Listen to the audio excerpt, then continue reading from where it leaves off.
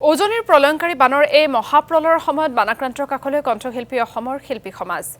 বৃহস্পতিবাৰে গুৱাহাটীৰ পৰা শিৱসাগৰৰ বেতবাৰীলৈ বুলি যাত্ৰা আৰম্ভ কৰি সন্ধিয়া বোকাখাটত উপস্থিত হয় শিল্পীসকল শুকুৰবাৰে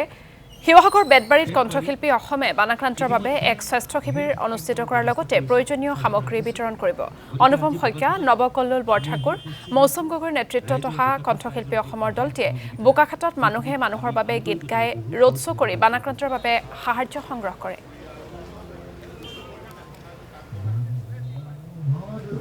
দুবগীয়া সময়খিনিত গতিকে তাৰ সমান্তৰালভাৱে কণ্ঠশিল্পী অসমেও আমি আগবাঢ়ি আহিছোঁ অকল কণ্ঠশিল্পীৰ অনুদানেৰেই নহয় আমাৰ কণ্ঠশিল্পীসকলৰ অনুদানৰ উপৰিও বিশ্বৰ বিভিন্ন প্ৰান্তৰ ব্যক্তিৰ তথা সংস্থাৰ সংগঠনৰ বিভিন্ন অৰিহণা লৈ পেলাই আমি আজি গুৱাহাটীৰ পৰা যাত্ৰা আৰম্ভ কৰিলোঁ ইতিমধ্যে আমি যি পদযাত্ৰা কৰিছোঁ ৰাস্তাই ৰাস্তাই আমি অকণমান যি অনুদান আগবঢ়াবৰ কাৰণে সাহায্যৰ কাৰণে সাহায্য মাগিছোঁ গতিকে এইখিনি ক্ষেত্ৰত বোকাখাটত আহি পেলাই আমি উপস্থিত হৈছোঁ অহাকালিলৈ আমাৰ শিৱসাগৰৰ বেতবাৰীত আমি এটা হেল্থ শিবিৰৰ এটা আয়োজন কৰিছোঁ স্বাস্থ্য শিবিৰৰ গতিকে সেই স্বাস্থ্য শিবিৰত আমি যিমান পাৰোঁ ৰাইজক অকণমান মেডিচিন বা অকণমান ট্ৰিটমেণ্ট দিবৰ কাৰণে চেষ্টা কৰিম যাম অহাকালিলৈ অনুপম দাই গোটেইখিনি ক'লেই আৰু সকলোকে আমি স্বাস্থ্য শিবিৰ পাতি সেৱা আগবঢ়াম আৰু লগতে আমি বৰ্তমান সময়ত লাগতিয়াল যিখিনি সামগ্ৰী আমি প্ৰায়খিনি আমি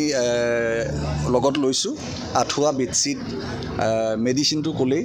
আৰু লগতে আমি দিবলৈ চেষ্টা কৰিছোঁ বাল্টিং মগ যিখিনি বস্তু সকলো সামগ্ৰী আৰু মানে মহিলাসকলৰ কাৰণে বিশেষকৈ ইনাৰ গাৰ্মেণ্টছ আমি বহুতখিনি বস্তু আমি লগত লৈ গৈছোঁ আৰু আশা কৰিছোঁ বানাক্ৰান্ত লোকক আমি যথেষ্টখিনি সকাহ দিব পাৰিম এয়া অকল আমাৰ যাত্ৰা হৈ নাথাকক সমগ্ৰ অসমবাসীয়ে এতিয়া জাষ্ট